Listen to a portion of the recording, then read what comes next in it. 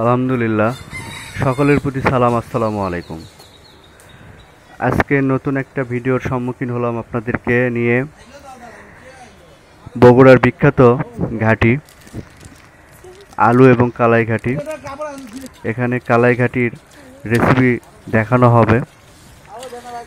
কালাই ঘাটি করতে মাংস নেওয়া হয়েছে, মাংসটাকে এখন মশলা দিয়ে মাখানো হয়ে গেছে। এখানে দেখুন, কালাই সিদ্ধ হওয়ার পরে সসপ্যানে আমরা তেল মশলা এগুলো আর কি দিব। দেওয়ার পরে কালাইটা ঢেলে দেওয়ার হবে।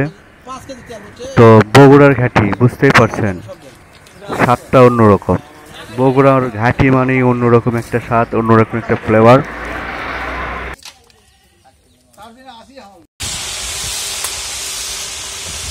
সসপ্যানে তেল দেওয়া, পেঁয়াজ দেওয়া হয়ে গেল।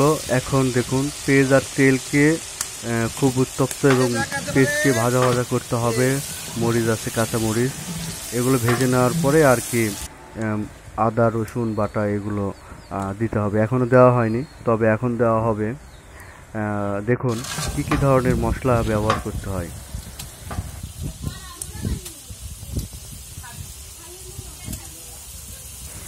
ঘাটিতে স্বাদ আনতে গেলে মশলার পরিমাণটা একটু বেশি করতে হয়, যা আমি দেখলাম। বিগতে আরও দেখেছি ঠিক সেরকমই মশলা একটু পরিমাণ বাড়াতেই হয় ঘাটির জন্য। দেখুন এখন একটা অন্যরকম কালার চলে আসছে। আরও কষানো হবে, কষানোর পরে কালাই দিতে হবে।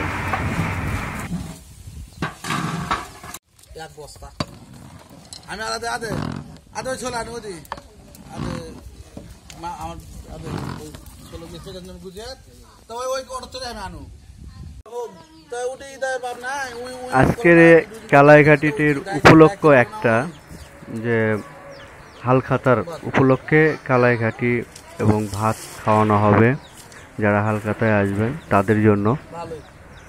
তো আপনারা একটু বলবেন কে কোথায় থেকে আজকের এই ভিডিওটি আমাদের দেখছেন, অবশ্যই জানাবেন।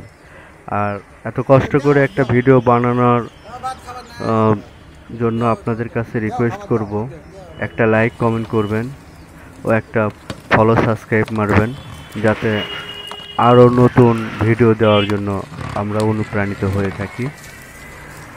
আপনাদের লাইক কমেন্ট আসলে আমরা আরও উৎসাহিত হব। তো আশা করি আপনারা লাইক কমেন্ট করে আমাদের পাশে থাকবেন। ঘাটি প্রায় হওয়ার মধ্যেই, ঘাটিতে দেখুন বলক উঠে গেছে।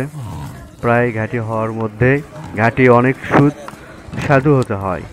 দেখুন মশলা উপরে ভাসতেছে, এগুলো আরও ঘন হবে, অনেক স্বাদযুক্ত হবে। প্রিয় দর্শক, ভালো থাকবেন। আসসালামু আলাইকুম।